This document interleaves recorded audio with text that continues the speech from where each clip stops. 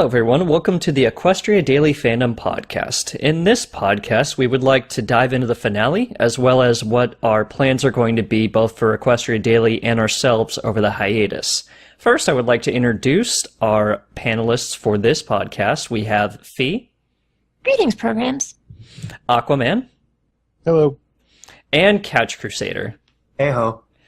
So let's just dive right in. As we do with all previous podcasts, we're going to go over the finale, which was 2 weeks ago, the QD remark. So starting with Fee, we're going to have a one-sentence opinion of the finale and why you thought that way.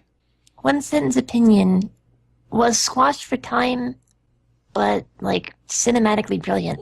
And why I feel like that, because they had a lot of set pieces that were hammering on specific themes of, destiny and the importance of friendship and stuff like that, but they all kind of fought with each other for getting real, fleshed out time. Only it didn't really matter because everything was, gorgeously laid out and had fantastic uses of color palettes, which immediately identified what was going on before you even got to see it, which I thought was really cool. Yay! How about yourself, Aqua? Severe decline in Dragon Ball Z fights aside, I will second what Fee said about the cinematography. I thought some shots in particular were gorgeous, laid out brilliantly. They really contributed to the scene and the tone that the whole episode was going for. And although this is a very long sentence, I'll go ahead and continue by saying that I appreciated where they went with it. It seemed like something that they could start building on for next season as well. I'd be interested to see if they bring back Starlight at some point. And overall, it built towards things, I think, a little better than Season 5's did. Or Season 4's. So while I personally cared for that one better because of the aforementioned Dragon Ball Z fight, it was probably a better finale overall for that reason. And finally, Couch. I liked it. Here's another sentence. You're cheating now. That was more of a... You get one sentence, Couch. Okay. Why did I like it? Oh, hey, here's my loophole. Alright, why did I like it? I'm forgetting everything about the finale right now. If you set aside all the tiny little holes that the time travel introduced, throughout the story, really, you shouldn't be caring about those. I thought that it was a perfectly entertaining 44 minutes television. We got to see some alternate universes that were desolately beautiful and hauntingly executed, I would say. And although I think that there's a lot of curiosity and creative potential in what you can do with all of those other worlds, at the end, the episode set out to do what it did. And I think that there's a fairly interesting hook for Season 6 in introducing Starlight Glimmer into the cast as well. And in perfect fairness, there's no such thing as time travel logic without holes. Yeah, definitely. So that can be forgiven. I think it did it at least as well as Back to the Future. I wish which is kind of the gold standard in time travel stories. Yeah, definitely. The thing that I wanted to bring up that Fee brought up was it's really hard for me to kind of explain why visually an episode is amazing, apart from... Because, whenever I think of something visually amazing, it's something like Magical Mystery Cure with the whole, Harry Potter-ish place that Twilight went to with Celestia. How do you convey that in words? And I feel that Fee did that really well. When it comes to, color palettes and, the moment that they time travel to a particular place, you already figure out kind of what the tone is going to be.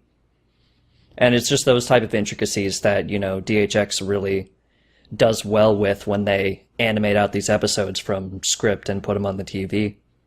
I remember in Season 2 when we got the preview clip of Twilight singing about how she wasn't prepared and we were all amazed that her hair was moving in the wind. Then we get to Season 5 and we have that huge desolate landscape with Starlight Glimmer and the framing there and everything. It's especially impressive. impressive. Sorry for talking over you, but it's especially impressive when you realize that the scripts that the writers are required to hand in are extremely bare bones. Mm-hmm. They've got dialogue, they have very brief stage directions for scenes where there's not a lot of talking or anything like that, but other than that, it's pretty much entirely left up to the animators. They fill in those gaps incredibly well. Yeah, definitely. It really feels like they're pretty much taken all of the stage directions and scripts and voicing and everything in stride, and I think some of the writers, even Larson, has admitted that like a lot of the references, like in Slice of Life, are put in by the animators, not himself. Mm-hmm. And it's really neat. It's really neat when all of them are, basically at this point capable of just working together, and it's almost natural to have all of these references and just fun little visual gags. So I feel like we've definitely come a long way from, say, the season 2 premiere, where you have Rainbow Dash flying face first toward the camera while she's trying to corral that cotton candy cloud. We all thought that was an amazing boost in animation way back then, and now we get to that barren wasteland in the finale, and you really get a sense of how far the staff have come with the show. Yeah, definitely. So the first thing that I wanted to ask you guys, we'll start with Fee and then go on down, was that what are your guys' plans that you have during the hiatus, and like how have your schedule changed? How have your schedules changed, if they have, now that there's no horse episodes? Well, my schedule doesn't change a whole lot based on horse or not horse. I don't tend to live my life too much around the show these days. Actually, if I can seg briefly, I want to say the magic of this season compared to the previous season is that it has made me done so a lot more than it did. Because like back in like season 2, Pony was like the thing. It shaped large chunks of what I was doing with my life. Then it kind of tapered off, and then I was watching the show because it was still fun, but you really couldn't have paid me to talk about it. And now I'm doing this again, which is pretty much because this season's felt like kind of a revival. So I guess in that sense, it's sort of creeping back into my life. But, pretty much you don't have to massively alter your life around whether or not the show is airing. You keep going. I'll look into getting an artist training grounds going at some point and teach people how to draw ponies by mostly just telling them to draw ponies. Yeah, definitely. It's And worked then the I'll past several times. keep training myself in things that I want to get good at. How about yourself, Aqua? Kind of a similar situation for me. My role doesn't change significantly. There's no more follow-ups to do in the off-season, but especially at this point, I may end up going a little more into just posting normally. I'll see what people need help with. Depending on how long the hiatus lasts, I might get back around to convention season. I've been a pretty big media component of what we do, especially at the conventions in Baltimore and Seattle, if I, for some reason, am able to get back out there. So I guess as far as my engagement in the fandom goes, my own personal writing kind of happens whenever it happens. Mm-hmm. I've had a long-form project I've been working on for a while that may or may not end up published anywhere where people part of this fandom would want to see it. That future's kind of up in the air in a lot of ways, but in general, it's kind of just dependent on whether I have an idea that I want to follow through and experiment with. So in that respect, not a lot changes, or depending on circumstances, a lot could be different. And Catch? Yeah, I wish I had an answer such as touring the world to spread the gospel of pony in the off-season or whatever, but in reality, tomorrow I'm going to wake up and I'm going to go to work, and I'm going to repeat that throughout the rest of the week, and then the weeks to come after that. In the meantime, I have my own Tumblr. I've got a couple of Tumblrs, I guess, where I either draw ponies or I draw monster ponies with some semblance of a story, and that's probably going to fill up the rest of the time I have once I'm done putting 10 hours on the clock every day.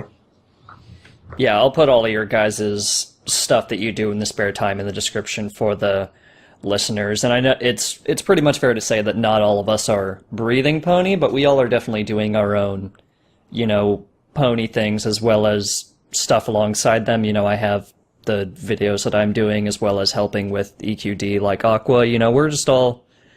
The hiatus kind of gives us time to cool off a little bit, because there's just so much capability to be engrossed within this fandom. And, You know, just sometimes we want to either focus on our own stuff or just chill, you know? Oh, darn it. Was I supposed to plug my Tumblr? You can plug it right now. Nah, it's cool. I mean, you know, you don't have to go to bonpon.tumblr.com and enjoy the latest and greatest bonbon puns in the universe, but... Wait, you actually do that? Yes, I do that. That's actually your Tumblr. It's actually my Tumblr. And you actually draw all that? No, Atler draws it. I am the writer. Oh, the pun provider. Okay, well, Yeah. here, guys, go to that Tumblr right now. Boom, link in the description. So the second question that I had for you guys, we're just actually going to just go dive into both the hiatus and finale. JJ Royal Prince on Twitter asks, what advice do you have for dealing with a hiatus? I'll actually ask Aqua this. Bold move to go to me first. Beside from the obvious answer, which is pharmaceuticals,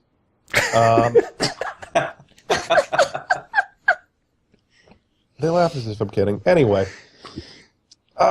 We laugh because we know you're not. Yeah. Dealing with the hiatus can take many forms depending on how engaged you are in the fandom while the hiatus is not around, i.e. when the show is still on. The fan community is big enough and really established enough at this point that whatever, artistic inspirations you might have, there's options to go and explore that. Personally, I go for the writing side of things. I know the couch goes for both writing and art. Fee does a little bit of both, like you said. There's, I think, a little bit of a budding game community. Video editing is this mystical beast that none of us are aware of, and everyone's sort of just jealous of the millions of views they get. But if you have those skills, you can go for that too. Mm-hmm. The point, I guess, that I'm trying to build up to is that when the show's away, the rest of the crazy fans come out to play. And sometimes it can get a little odd, but for the most part, it's all people trying to express the same love of the show that everyone else has. And it's just they're doing it in their own unique way. So I guess the best real advice I have that is legal in the United States is to explore some of that creative side of the fandom. And if you don't feel like contributing to it yourself, I know everybody who does contribute to it and is creatively inclined would love to get some feedback. Do either of you two have anything to add to that? I feel like that sums up the best way to deal with a hiatus. Like, it's a great time to pick up if you want to stay connected to the fandom, a fandom-related hobby. If you're not the creative type, then it's a great time to use that extra time you have every weekend to start consuming things like podcasts or music or reading new stories or, whatever. Somebody's out there somewhere is doing something that you will like, I promise. And it's a great chance to just sort of absorb all that instead of just thinking about the show. And to kind of build on the points the other two have kind of made, it's perfectly fine, acceptable, and not scary at all to go outside of Pony as well and find other interests, or as he said, like consume other media. Like it can be other animated shows. I mean, like I know I picked up Archer, Gravity Falls, Rick and Morty in my spare time, that kind of thing. And there's always like manga and anime if you're orientally inclined, I suppose. But I think that I think the question has more to do than just like dealing with being on hiatus and off hiatus and finding other centers to kind of fix your life around aside from Pony. Pony's fine, it's wonderful, it's great, but it doesn't have to be the only focal point of your life. Yeah, definitely. Yeah, that's words to live by. I was just assuming the question was more about not wanting to lose a connection with the fandom. It was kind of all encompassing. The little I guess preview that I want to give towards some of our listeners is that I'm actually working with Seth in order to help out all of the video editors for January to try and have like the National Pony Novel Writing Month, which we just finished. I'm going to try and do that for videos in January. So anyone who's interested in getting into video editing, tune into that, and I'll definitely have some do-it-yourself, some tips and everything like that, and it'll definitely help you get into video editing if you'd like to do that. So that sounds really cool. Yeah, I'm hoping that I'm writing up the scripts right now and just wanting to I want to do them all different ways, like screen capturing how I do this one time, maybe live streaming a few during Saturdays over the hiatus. But yeah, just all inclusive really, because I know that different people learn different ways. So yeah, when it comes to the finale, we'll just dig right into the fan questions. Digimon Lover 101 asks, what was your favorite alternate world in the season finale? We'll start with Fee. Oh, goodness, this is difficult to choose. I think for sheer impact that it had on me, my favorite alternate world was the final one. The where there was just Wasteland? nothing. Yeah. Yeah, mine too. Like, it was cool seeing returning villains and everything. I felt kind of gypped that they still didn't give Sombra a single spoken line, but neither here nor there. But really, none of the stuff that happened there, like, because, you know, like I said before when I was talking about how I felt about the episode in general, that it was a little bit squashed for time, as pony finales tend to be. But that, just those couple seconds where it just showed that, said everything.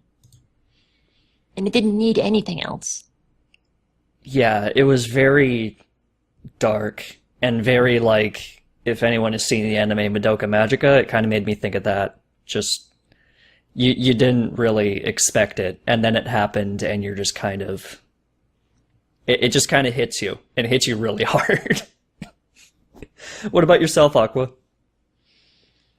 Well, I'm going to level with you. My favorite alternate universe is not one that was actually shown in the show, but I think is implied. It involves Sunset Shimmer and Starlight Glimmer and Twilight Sparkle, all three of the crew with the exact same names. And all I can think about is the one alternate universe where everything kind of turns out well and the three of them just take on all the elements and do some kind of Charlie's Angels thing, and it's just a wholly different show. But as far as the ones we saw, there was one that we only got like a 3-second glimpse of, but the one where Flim and Flam apparently took over and industrialized the entirety of Equestria, I would be really interested to see that explored for more than 3 seconds. I don't know how they could have done that in the form of a kids' TV show. It'd be a bit of a complex situation to deal with, I'm sure. But me being a business major, me being all too aware of how things in that sphere can go very wrong very quickly, it'd be a really interesting perspective, especially because they're a bit on Starlight's level in terms of not these overt demon-esque, massive villains. They're just normal characters who have, normal abilities as normal as anyone else in the world, and they're just possessing of the initiative and the, I guess, willingness to go where other people won't. So it just makes for a more interesting villain when they're pretty much on even ground with anyone who would choose to stop them. How about yourself, Catch? I think I would have to agree with Fee, and I think that the final timeline that we see as a result of Starlight Glimmer shooting Rainbow Dash completely out of the sky is one that's going to stick with me for a very long time.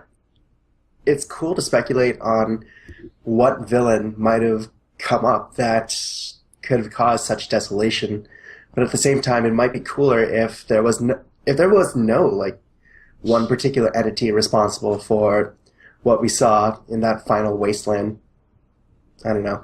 The writer in me, or the storyteller in me, is chomping at the bit to try and explain just what exactly happened in the intervening time span.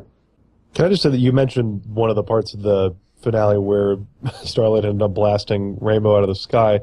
Out of all the ways she got, the rainbow to not happen and to bring all these things about, by far my favorite was the one where Twilight flies in and she gets there at the end of Starlight explaining to Rainbow Dash why she shouldn't be affected by these bullies and convincing that everything can be equal. You mean Fluttershy? Essentially, or I forget, I guess It was whoever Fluttershy she was she was talking Yeah, to. they were talking to Fluttershy and the bullies.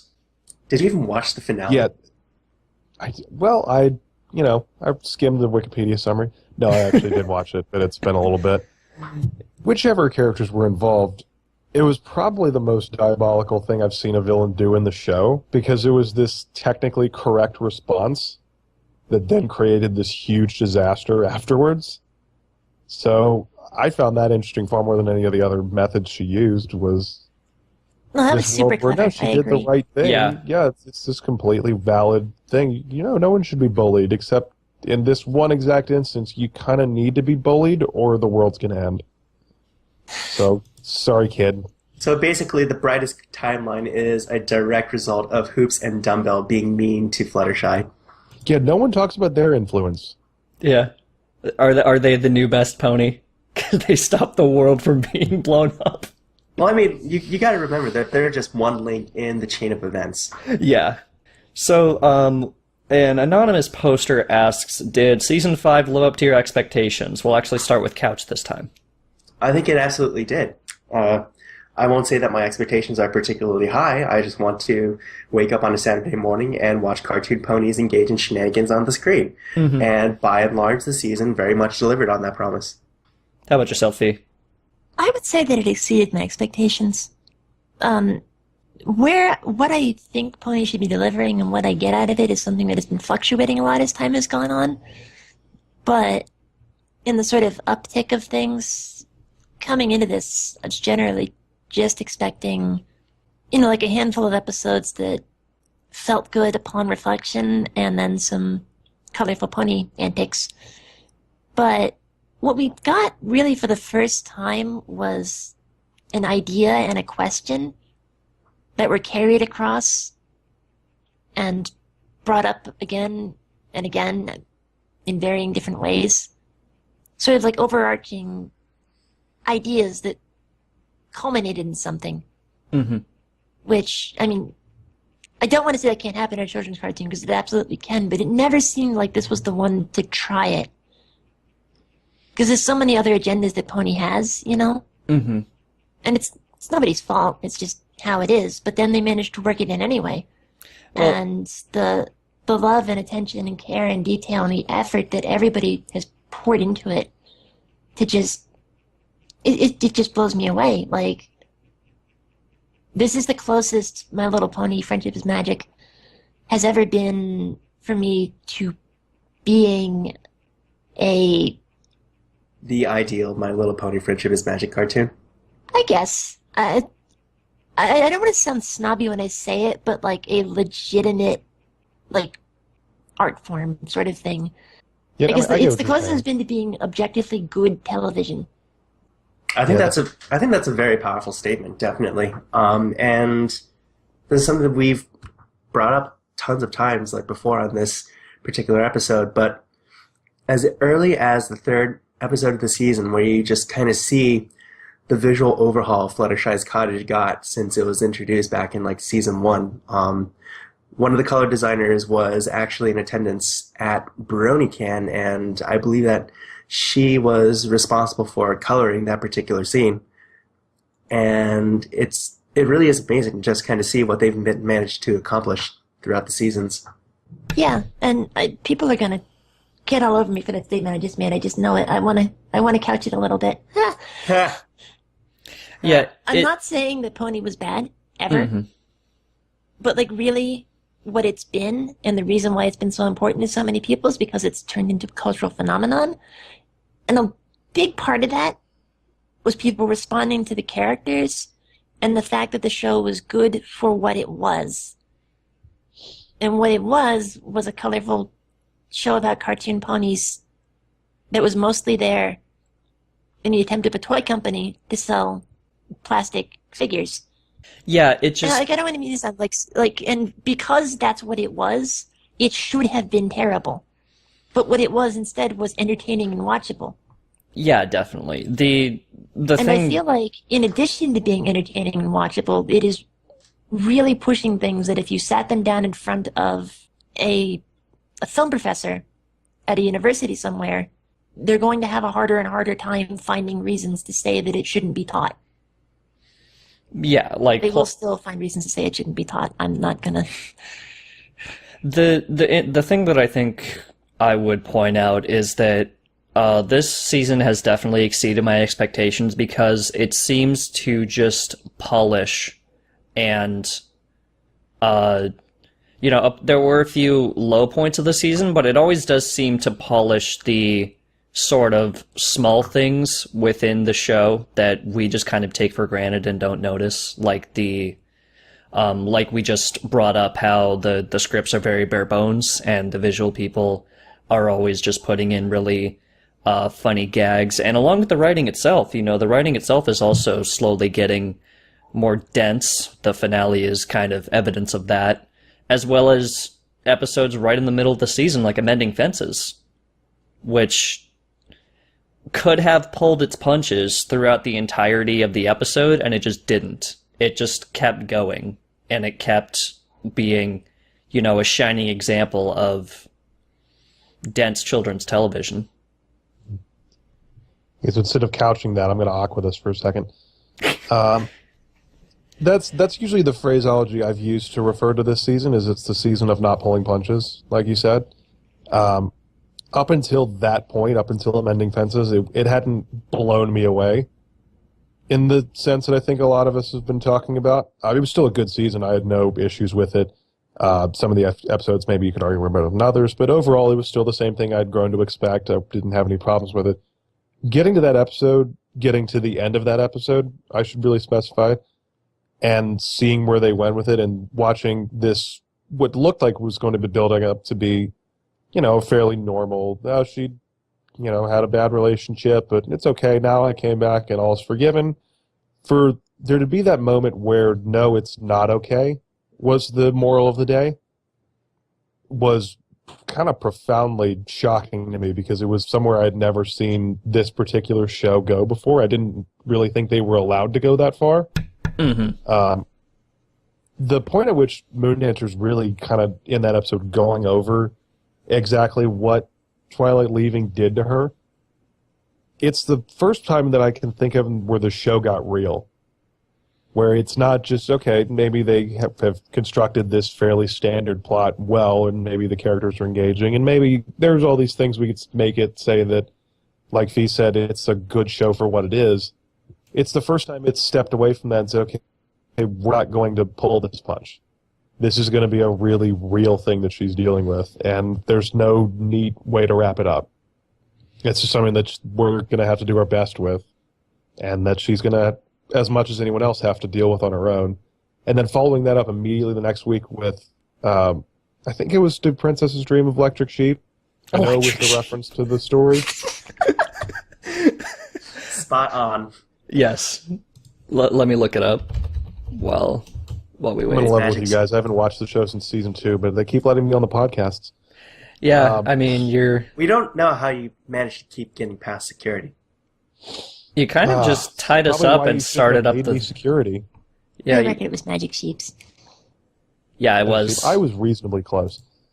The point being that episode immediately following Amending Fences, where it's a very similar situation. It's Luna revealing that for years, even seasons, I guess, in our frame of mind, after she's apparently been redeemed and apparently been brought back into the fold and everyone's forgiven her, she's still dealing with this guilt and doing it in a very overtly self-damaging way. Yeah, she was like torturing herself mentally. Yeah, she's not sleeping. She's not letting herself have these good dreams. She's consigning herself to this nightmarish situation out of fear that she's going to put someone else through it. That's not something that I would have expected to say about a show aimed at 6 to 9-year-old kids. That's some really heavy stuff, even, phrased differently. It would have been a little bit darker in places, and it would have gone a little more in depth with that. But that general concept is something I would expect to see, tailored to a much older and more mature audience. Mm-hmm. So things like that, and then even in the finale where there's this, every alternate universe, there's war, there's characters clearly threatened physically and with death. There's the implication in the Chrysalis timeline that they've all sacrificed themselves. Like, they're kind of aware they're not going to make it out of there. Mm-hmm. And just all these implications and all these little, steps towards something that's a lot more mature than the show that we've known. I like it. Yeah. I don't know how other people feel about it, because I've seen there's a lot of conflicting opinions. But given that season 4, 5 is about when shows tend to stagnate, a great example is Archer. Love that show to death, but it was starting to get a little stale in season 4, so they did something kind of similar. They shook up the formula. They did something that had not been done in the show before, and it really saved that show. I think Archer has a few more seasons in it now because of the complete 180 they did in season 5. And so, season 5 of the show, same kind of thing.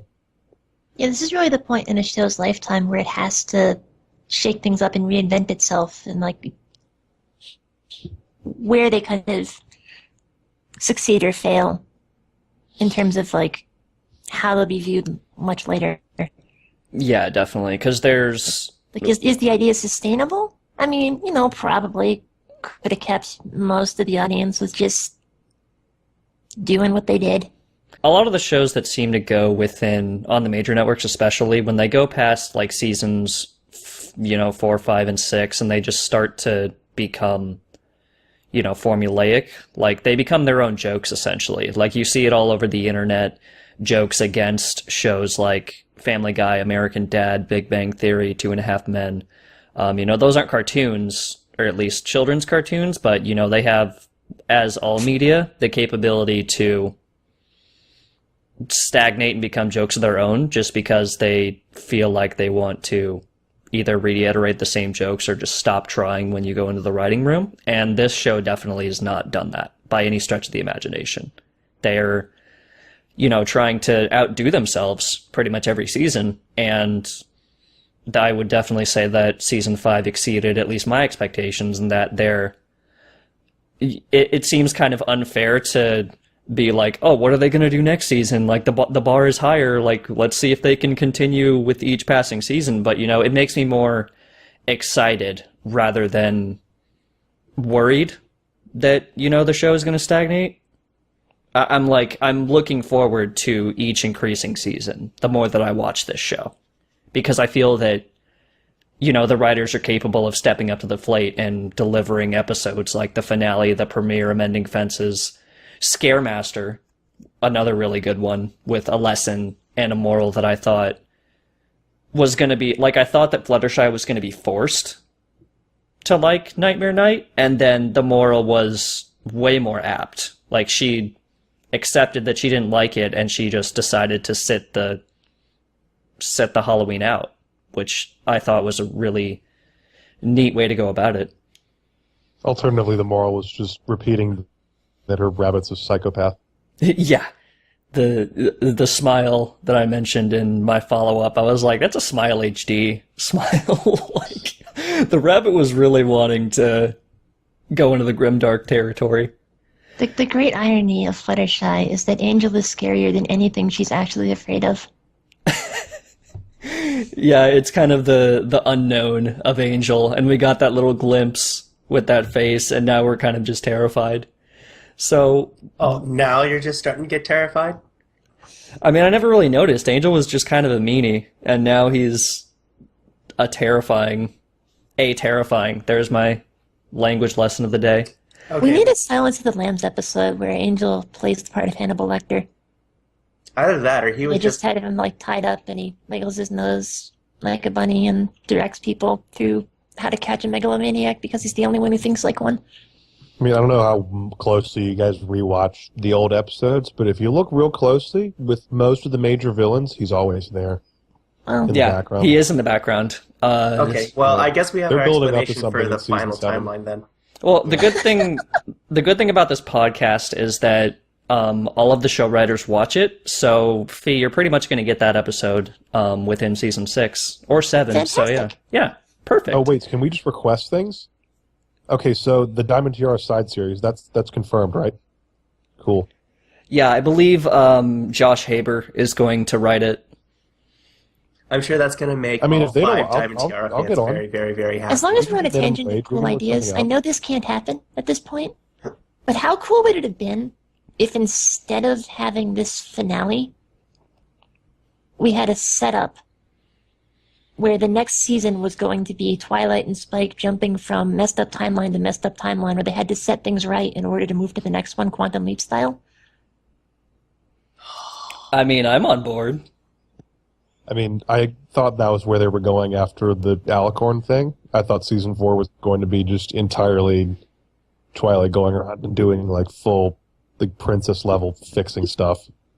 Mm-hmm. So I feel like if they missed that opportunity, maybe we won't see that, but Also, would have been cool. Well, here, how about we just all write a script right now and send it to Hasbro? I mean, it'll get... Have you not already been doing that? I'm writing it right now, actually. Do we want... I told you to have it finished before I sent the package in.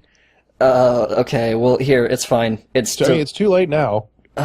Okay. I don't have enough lamb's blood left for yours, so... Okay, we gotta move on to another question. So here, Fee, since you were on the Villains podcast, I feel that this question would be apt. So, at Matt Shadowman on Twitter asks, what are your thoughts on some people in the fandom having such an aversion to villain reformation in the show lately? Oh, that's a pretty easy answer. This sort of thing comes and goes in waves, you know? Like, there's an aversion to these sorts of things when people start to perceive an oversaturation of it. And Pony, as of late, sort of, kind of, has been a fan of reforming villains. The Reformation Discord, of course, has been a very popular ongoing theme. Now we just got Starlight Glimmer, who was the most reformable villain of all, having started from the most, like, human, a really ironic description, place of any of the villains. And then I guess the example is Nightmare Moon and Helena. So writers like villains that are able to be reformed because they like villains that are relatable, villains that have motivations that people can connect to, because it tends to make the villains much easier to feel real and alive. But when that starts to happen a lot, people kind of start pining and feeling nostalgic for having a villain they can just sort of hate. And like a villain for villain's sake. And if you do too much of that, then you wind up in like really old world comic book sort of stuff where everything is flat and colorless and stupid, which is why nobody does it. But it's pretty much just a response to seeing a bunch of villains being reformed, and they're getting, if not tired of it, they're at least starting to think about how great it would be if it didn't happen.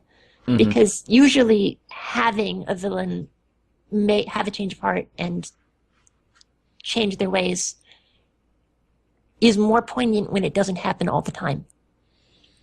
Yeah, we also had 3 reformations in one season, whereas all of the previous reformations were spread out amongst seasons. Like, we had 2 in one season, and then we had just 1 in season 1. And then apart from that, I can understand if people are kind of bringing it up more, because we had Diamond Tiara, Gilda, and Starlight Glimmer all within one season.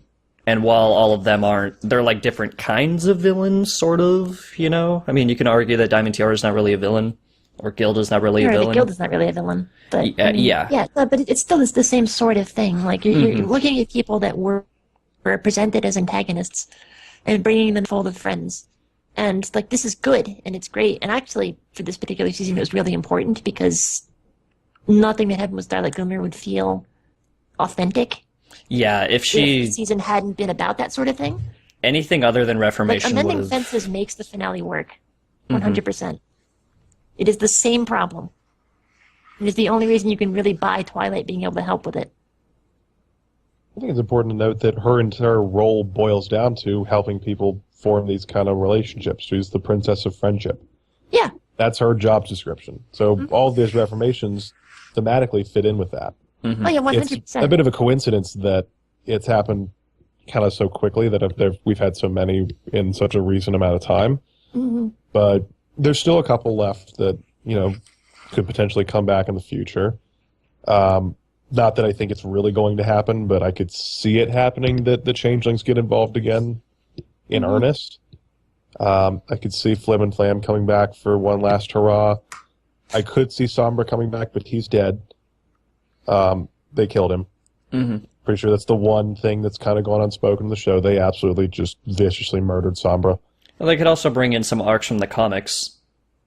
I mean, I'm sure they don't want to double dip or like overwrite the comics, but they could probably figure out a way to at least pay homage to the comics or touch upon it. I would want that to go kind of along the path that The Walking Dead's gone, where the comic and the show share some characters, share maybe some locations, but exist completely separate of one another. that seems to be more where they're going with it. I don't think they're gonna ever really touch on anything the comics have done except by accident. Yeah, that does make sense. So Couch, did you have anything to add? Not really. Alrighty. So, we previously mentioned, like, the overarching theme to Season 5, and Catalyst Cradle asks, basically, what would you say was the overarching theme? And we'll forward this to Couch.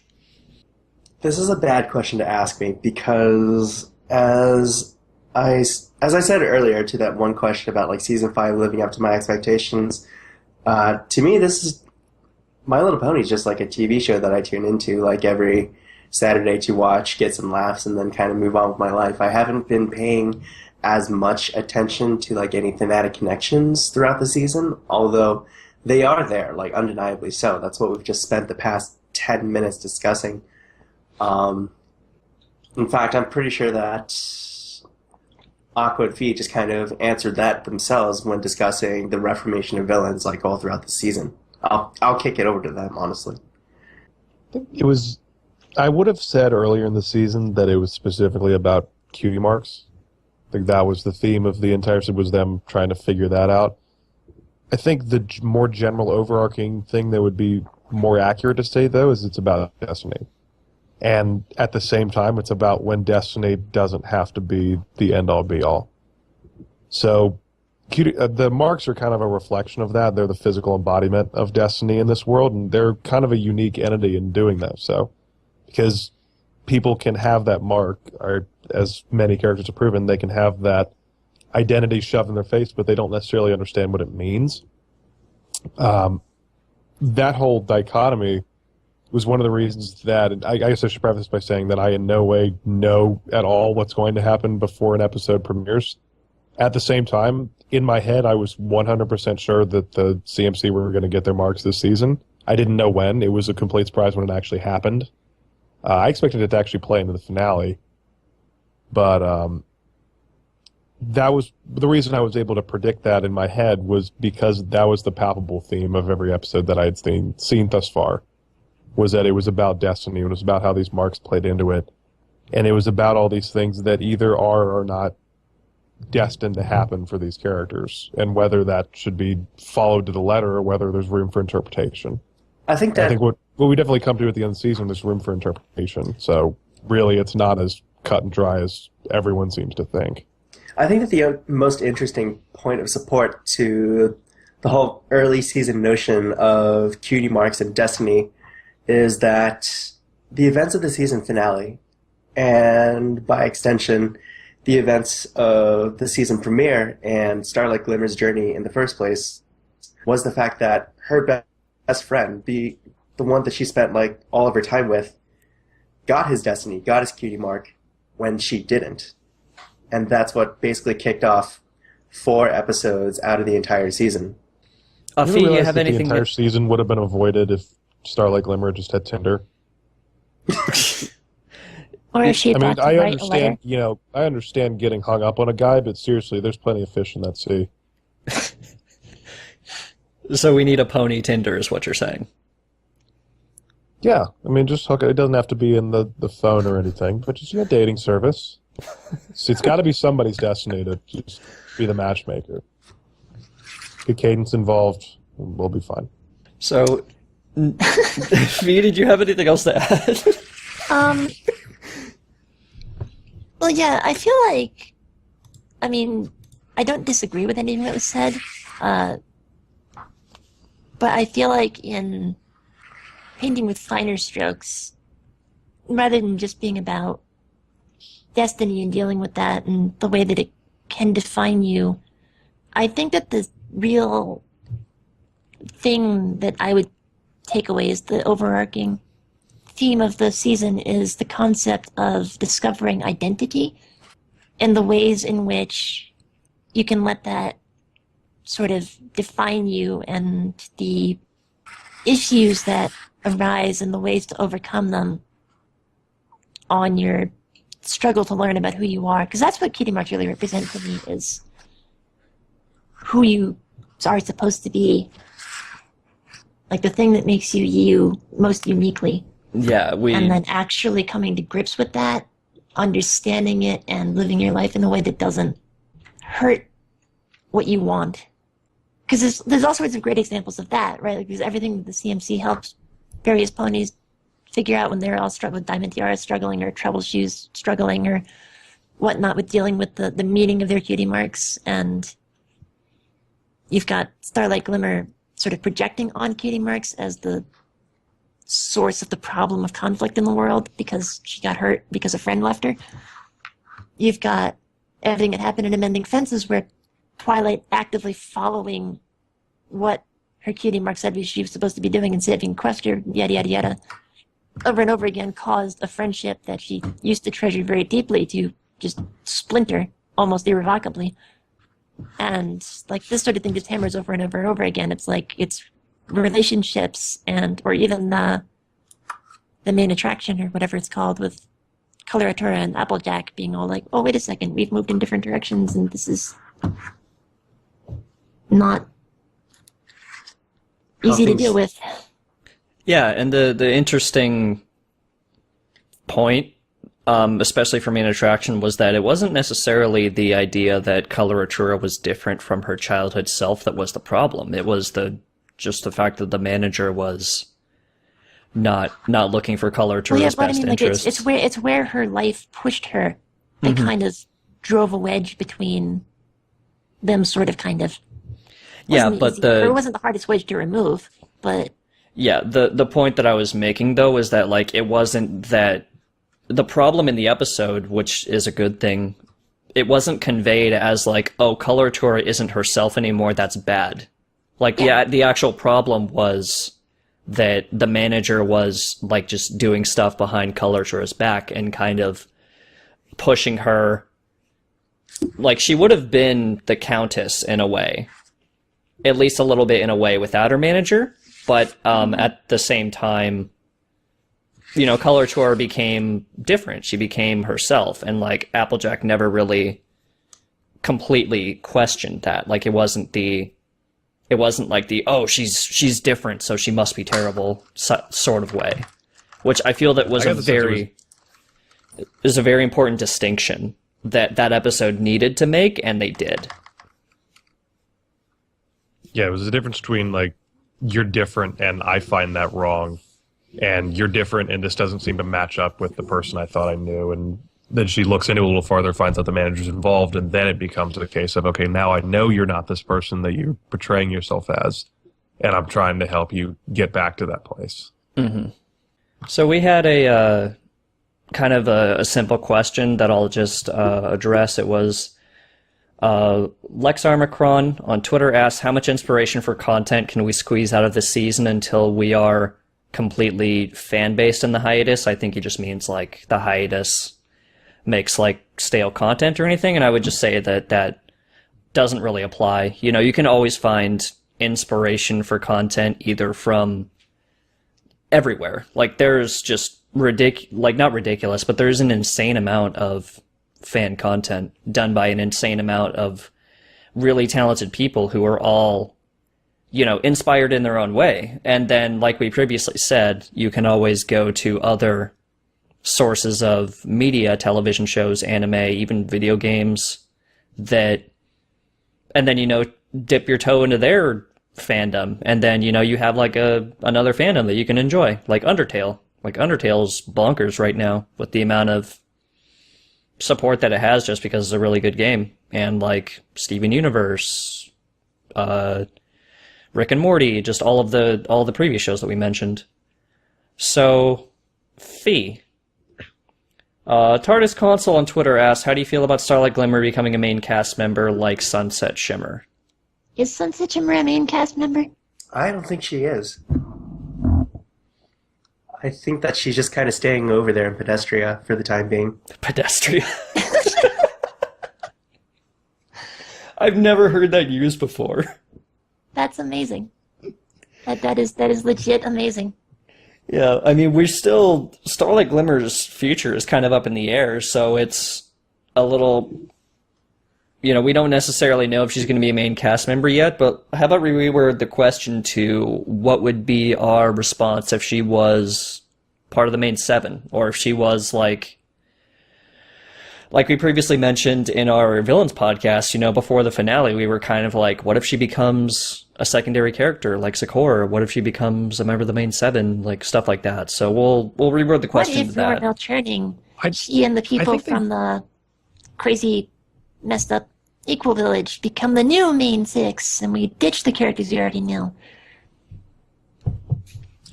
I think they've kind of set it up so I would expect her to be in that secondary character role. Yeah, that's what I was thinking actually, too. Her and a couple other people, I would honestly expect Diamond Tiara to be that same character for the CMC, because I got the sense that they've almost been upgraded. The three of them have been upgraded to something like, I guess, B+ tier instead of A tier, if you consider the main six to be the A tier. Yeah. The CMC, they aren't quite B tier anymore. They've, especially in terms of what the themes of the season were, it feels like they're going to have to show up more, because they seem to be directly linked to the main six, just from the tilation in their own episode, where all of their marks were put next to the marks of all of the main characters. Mm-hmm. And then in the finale, the little section in the beginning where Twilight's explaining how all of the magic behind these marks works, and theirs are up there front and center in front of everybody's.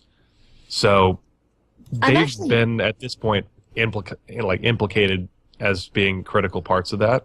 So just as I wouldn't be surprised, in fact would almost be more surprised if Starlight Glimmer doesn't show up next season, I would be a little surprised if that whole dynamic doesn't show up and doesn't play a role in maybe even something as big as the finale or the premiere. But that's also personal bias, because I like them and I think they're fun. And I'm one of like 6 people who feels that way. I mean, I like the Cutie Mark, especially with this coming episode. Don't lie. You hate Diamond Tiara. You've never been a fan. Yeah, she's probably the worst character that's ever been created in this. Yeah. I can't finish that sentence. Look at that. That's just a punchable face there. I can't. Says the guy who has Diamond Tiara as a Skype avatar. I mean, the listeners don't see it, but I guess now that they do, I'll put a picture up. But yeah, it's just Crusaders of the Lost Mark came out at the perfect timing. I wanted more for Diamond Tiara, and like when she sang in Pinkie Pride, I was like, oh, like along with Pinkie, yeah, Diamond Tiara's singing voice is just excellent. And, you know, she had more time to sing, and she had more time to be fleshed out, and it was just perfect. But Fee, you had something to add? Leave it to the pair of you to take a question about Starlight Glimmer and turn it into Diamond Tiara. You're incredible. Professional. It's not our fault she's best horse. Well, but no, like, thinking about the question, like, it's almost assuredly going to be a season that at least in some way features Starlight Glimmer. I don't see how they can just make her disappear. Yeah. It doesn't make any sense.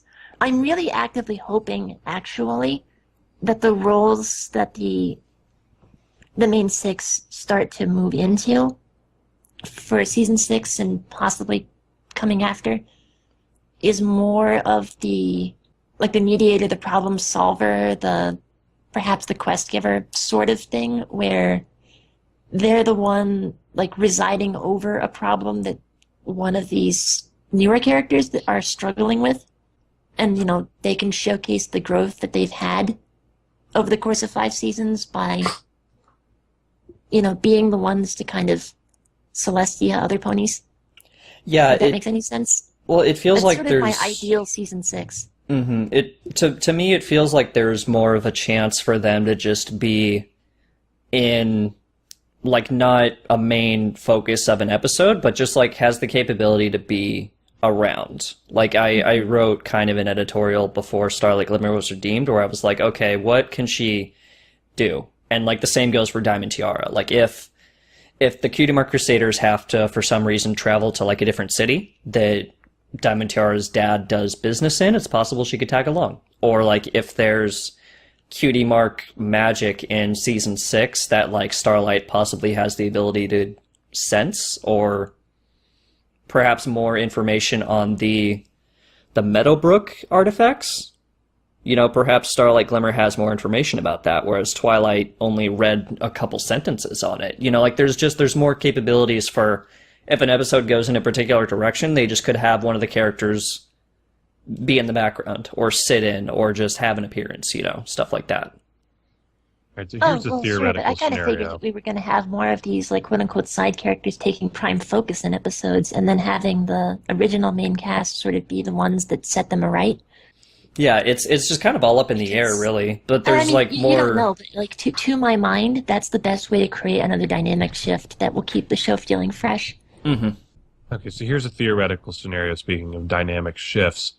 At the beginning of Season 1, we had Princess Celestia, and she took on a personal student whose name was Twilight Sparkle. Twilight Sparkle went to Ponyville, did a bunch of friendship and magic things, eventually ascended to the point where she was her own alicorn, she was a princess herself, and the cycle was then complete. Now, we have Starlight Glimmer, who is the super special student of Twilight Sparkle, learning about friendship. A couple seasons down the road, she finishes her own studies, becomes a princess, and subsequently becomes an alicorn. I'm thinking that's where we're headed. Can we get a yay or nay? It could be. It's possible. It's really going to depend on how much funding is left in the tank. It could happen, but not on the hub. Nice. You guys handled that a lot more calmly than I was expecting you to. I was Well, expecting am to I just get supposed to booted blow from up the about call this and whole not thing? even It's finish the actually kind of sentence. fascinating. Yeah, like it seems like an apt kind of way to, if they wanted to, lead into Generation 5. Like, isn't that the perfect crescendo moment to leave Friendship is Magic off on? To, like, have Twilight grow into a proper Celestia-style mentor? Mm-hmm. And, like, finally actually complete... Like, that's the way that she'd, like, really complete her studies under Celestia, right? Is to become her equal. Yeah, well, she was already kind of, because Celestia said that she was a student of Twilight at the end of Magical Mystery Cure, even though Magical Mystery Cure was kind of written as, like, a possible series finale, it's, like, slowly becoming that way because Celestia is not sending Twilight on these adventures anymore. Whereas Celestia was kind of doing that in seasons 1 and 2. Like, Twilight's finding these problems and solving them herself. And it does seem very apt that eventually... Like, I don't think Starlight Glimmer will become an alicorn per se, but there's definitely going to be that kind of passing of the torch eventually. I think especially considering that every panel they go on, the showrunners make a point to say that they try to keep the show as true to Lauren Faust's original vision as possible. And I believe one of Lauren's original goals with Twilight was that, not necessarily in season 3, but at some point, she was going to become Celestia's successor. So I could very easily imagine the staff taking the show in that particular direction over the next season or two. And then who knows what's going to happen with the movie. It's hard to say. But, like, I don't think that direction that we've been talking about would be good to just sort of have happen in the show and then the show continues. Because at that point, like, why is it even Friendship is Magic? It's left... It's sort of... It becomes a franchise zombie elevated of sorts. itself and, like, moved and expanded and unfolded to the point where it's completely unrecognizable. And at that point, you're kind of restricting yourself by, like, trying to say, oh, it's still about these people, but it's actually not about these people at all. But as a thing for the show to build into and then end on, and as hard as it might be for some people to hear it, I do think it's about time in the show's lifetime to start talking about it ending. Mm-hmm. Not right away. I think an interesting thought to have, and I don't think it would happen exactly like this, but if you think about the Power Rangers formula, where there's always the same general number of Power Rangers, the same general colors, so there's a central thing there, but they go through different series and they go through different characters that are filling these same generic roles. Something along those lines with some other people stepping in to fill the same roles of the main 6, either in Generation 5 or with some later season, or if they try to do the scrub things and just flame out gloriously in the last season. Regardless, I'd be interested to see if they actually try to replace the characters at some point. I wouldn't think they would try to do it within G4. I would imagine they'd wait till G5 and then maybe have references back to G4. But I could see that happening, and I could see them continuing this general theme into something wholly different that would hopefully be able to last on its own, but time would tell. Yeah, definitely. I think that what we've seen in the past couple of seasons with, Princess Celestia being Twilight's mentor and Twilight being the student, is that we haven't seen a lot of Celestia herself in the past 2 seasons, I don't think. We've definitely seen a lot more with Luna, because I think that the writers have found a lot of fertile ground to tell stories that concern her. But with Princess Celestia's role just kind of taking a backseat as Twilight becomes more and more of a princess every day, I don't think that we've seen her since like the Grand Galloping Gala, just like kind of talking in an episode or anything like that, finale aside.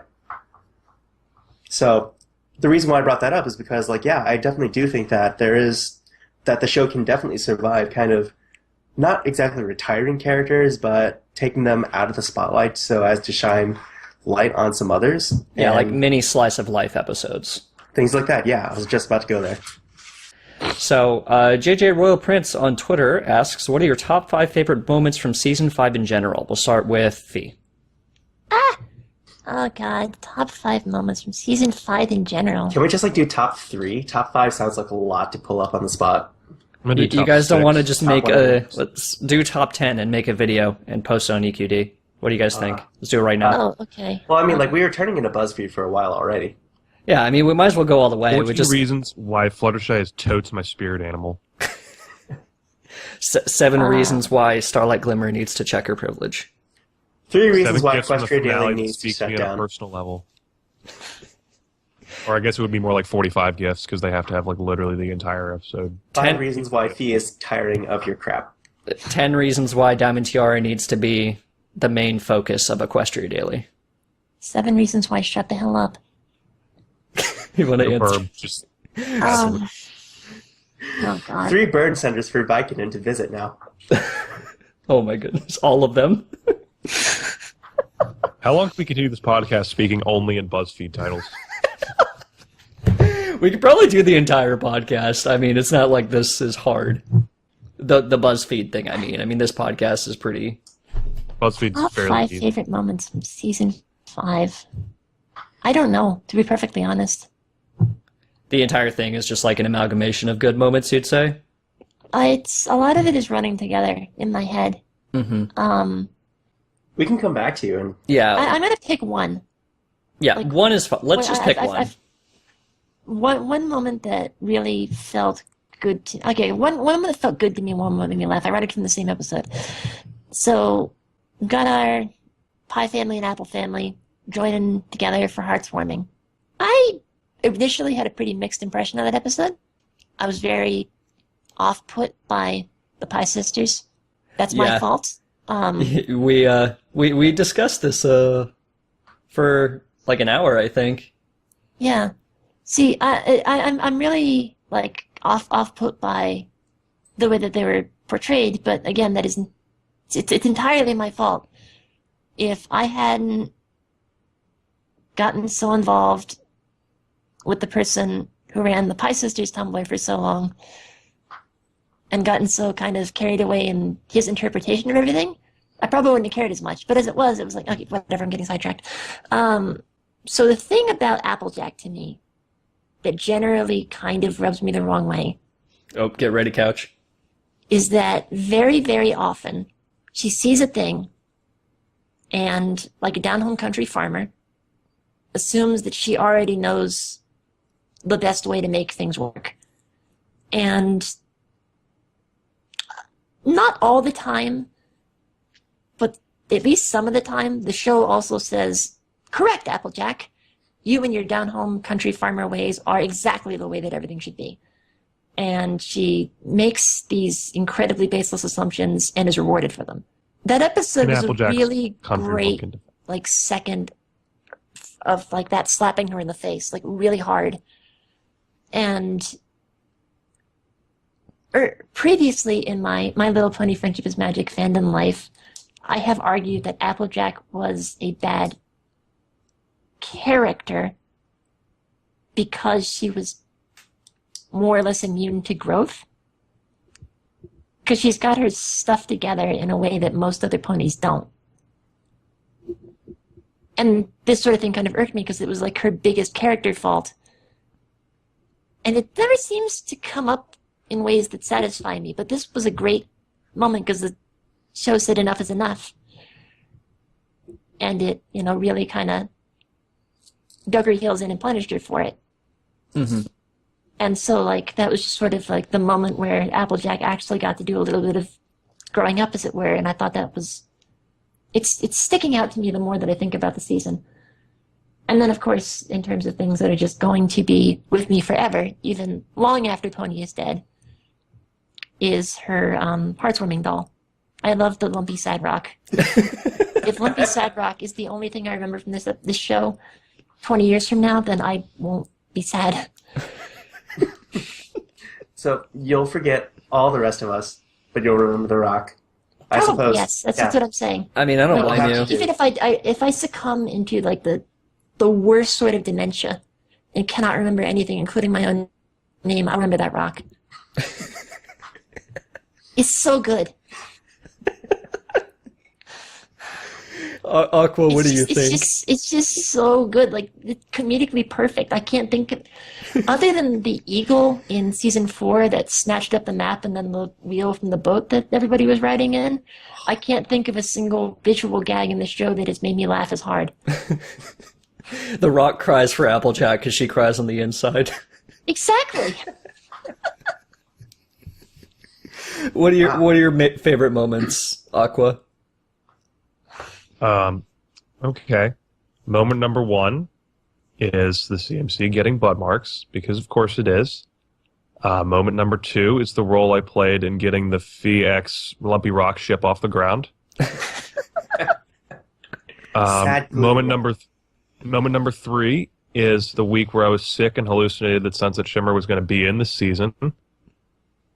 Number 4 was the CMC getting butt marks again the second time I watched it. And I'm going to go a little bit outside of the box here and say that number 5 is, let's go with Moondancer just getting emo all over everybody. That was fun.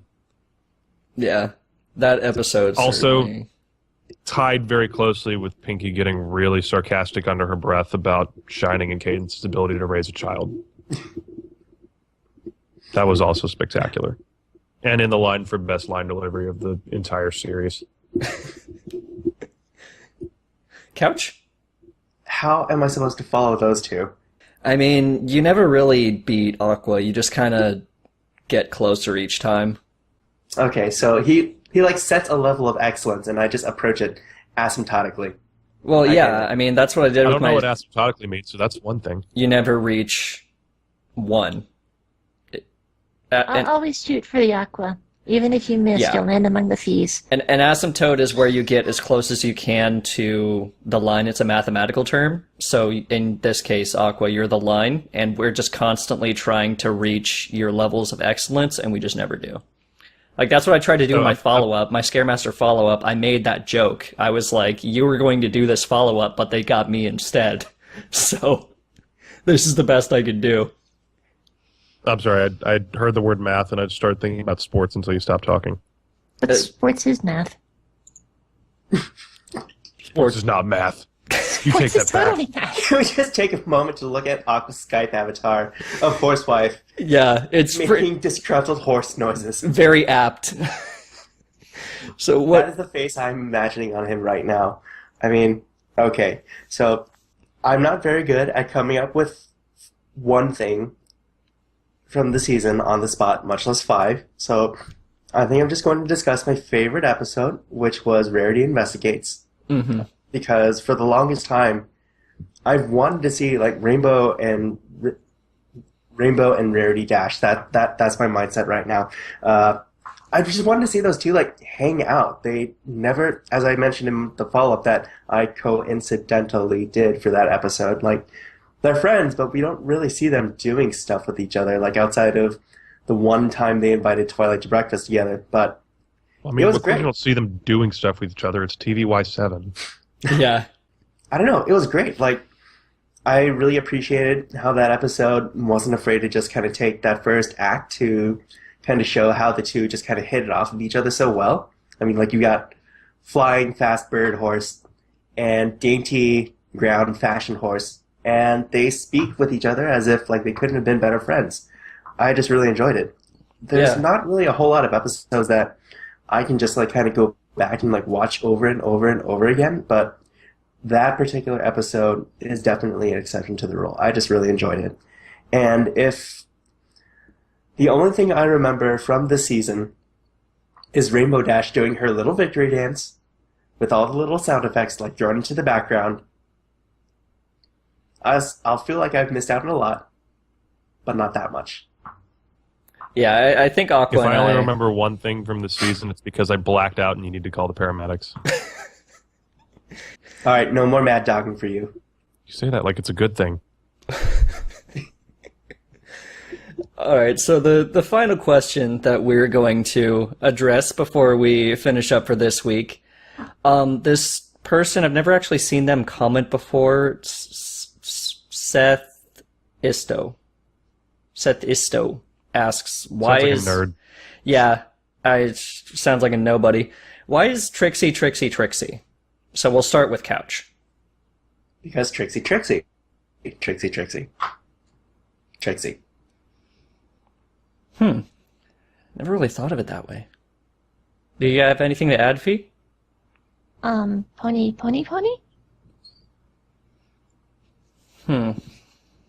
I Might have to I don't know. Might have to do Pony. a video on that. Pony. She's done a video like that. I remember it quite distinctly. And then they made me their chief. Aqua? See, the thing about Trixie is she's going to make Equestria great again. You know, she's going to get into the government. She's going to change things. You know, and you'll agree. Yeah. And that's really all there is to it. You know, I'm not a politician, but I know what's right. I know she's the one who's going to get us back on track. I mean, she built a wall around Ponyville, so the comparison is She's going to bring traditional cutie mark manufacturing back to the ponies of Equestria. It's not going to be, you know, outsourced to whoever from Trottingham or, you know, I can't think of a horse pun for China right now. Bloody Yakistan, whatever. They're all these immigrants. They're the real problem. They're the real friendship problem. You want to talk about a friendship problem that needs to be solved? Yeah, why do you think they're always getting reformed? I mean, obviously the immigrants are the problem. The pony one's not, great. oh my god. We're going to be great again. I think on that note, we should... Good night, everybody. Yeah, And you live how many miles from the Mexican border again? like 10. I should probably cut us all off before Huffington Post posts this. That will sum up this week's episode of the Equestria Daily podcast. I very much would like to thank Fee, It's been a pleasure. Aqua, I swear to God, I'd never actually looked up what Donald Trump sounds like speaking. It was just all off the cuff. I apologize. Also, bye. and Couch. I'm getting a drink. I think we all are. Goodbye, everyone. I've already been drinking.